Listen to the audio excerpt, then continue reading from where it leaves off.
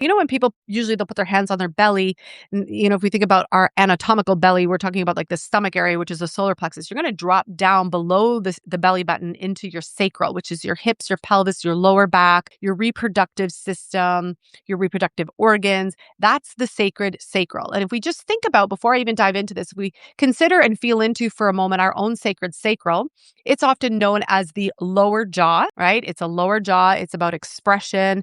It's about communication, communicating from interaction with one another, communication based on our relationships, communication in our sexual expression, communication in our creative expression. And it is like the mother lode place for moving creation into earth, into the body and into this earth experience.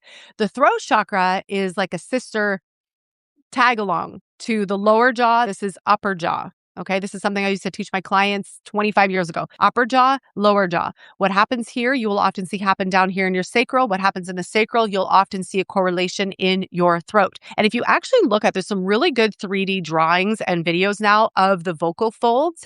And if you look at the vocal cords, and for those of you, if you're wondering why I'm going into the anatomical stuff, it plays a part in what we're going to do. And I also studied health sciences for 4 years. And my major was in anatomy, physiology, and the human body. And so when you look at the vocal folds, your vocal cords, they actually look like the female body part, if you know what I'm saying, without me saying what I'm saying. If you know what I mean, it actually looks like the opening and closing of the female reproductive system. And so this is why it's known, this is the upper jaw and this is the lower jaw. So if any of you have, as we go through this section together, if any of you notice that there's things in the sacral, you might, as we're talking about this, find a tingling in your throat chakra at the same time.